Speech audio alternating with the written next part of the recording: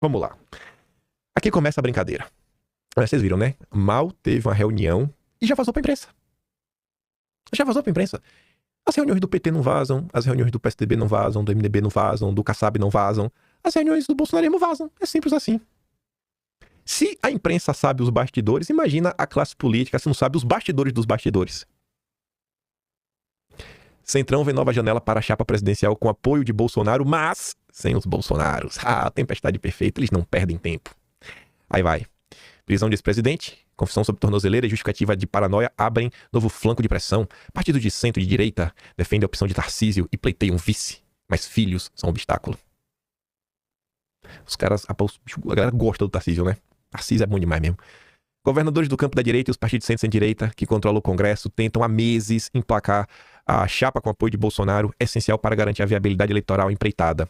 Flávio Bolsonaro, aí veja, que ensaiava encabeçar a chapa presidencial, foi peça central na decretação de prisão assinada pelo Moraes. De acordo com integrantes da direita e do Centrão, a pretensão presidencial de Flávio, que havia ganhado aval do irmão, se enfraquece. Oi?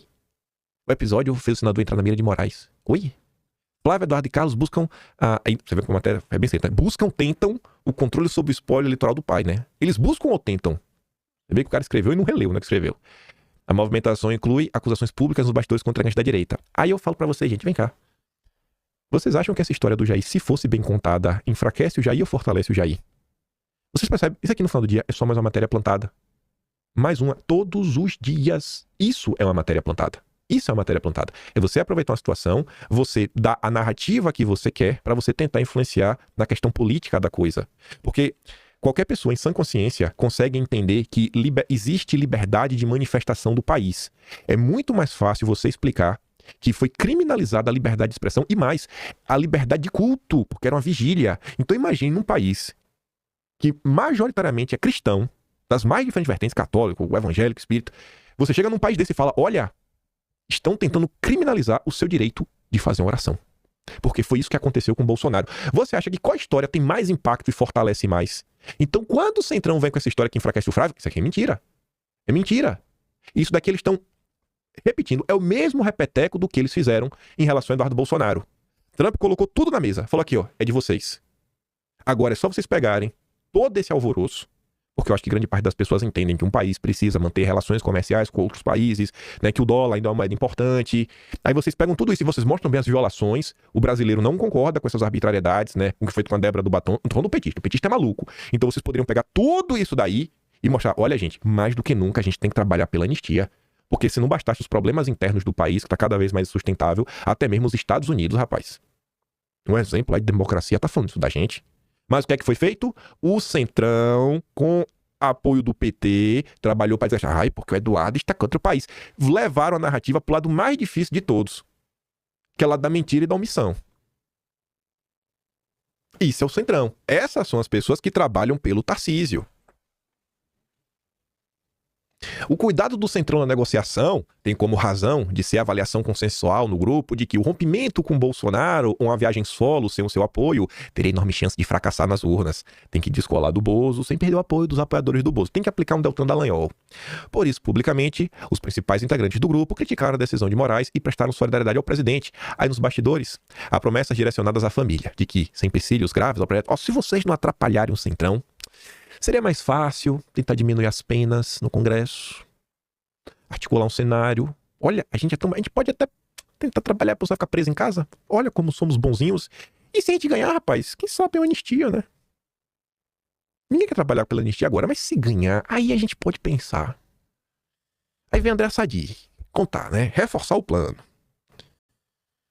Passadas 48 horas desde a prisão de Jair Bolsonaro, o grupo político do ex-presidente está fazendo análise nos bastidores para ver o que sobrou, o que não sobrou, o que dá para fazer do ponto de vista jurídico e do ponto de vista político. O que sobrou? Sobrou uma avenida para surfar, para mostrar mais uma arbitrariedade, mostrar que no Brasil foi criminalizado o direito de culto. Num país cristão. Foi isso que sobrou, só para começar.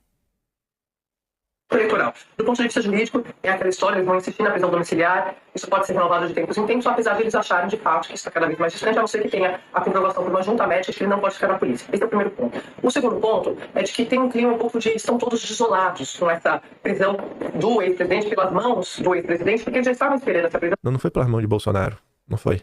Tá na decisão. Aqui é o caso do que o Mário Sabino escreveu. É a imprensa mudando a narrativa. Seguindo pelo caminho mais difícil, que é o caminho da mentira, da safadeza, da descaração.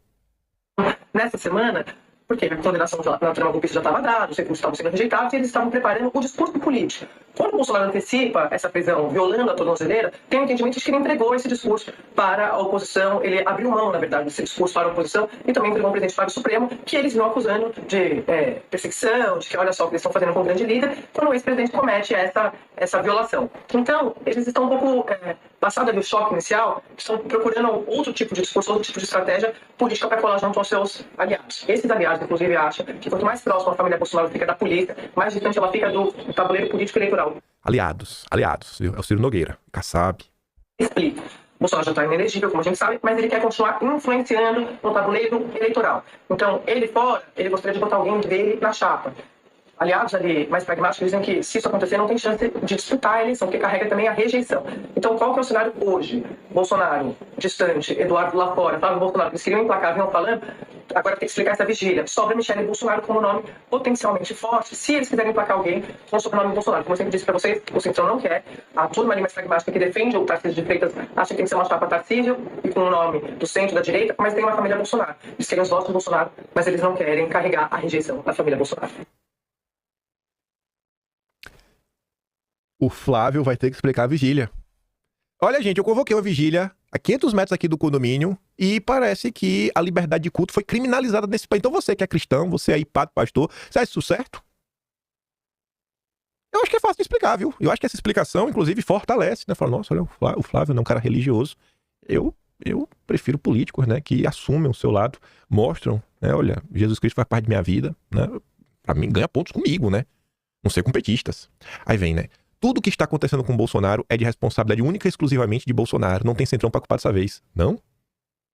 Tudo que está acontecendo com o Bolsonaro hoje não está acontecendo com o Bolsonaro hoje. É um processo. É um processo que não começou ontem. O Bolsonaro está preso em casa, no inquérito, que ele nem foi denunciado. Que só existe por causa de outro inquérito maluco de golpe que nunca teve, que nem no Brasil o Bolsonaro estava. Que é muito fruto da revolta popular pelo que foi eleição.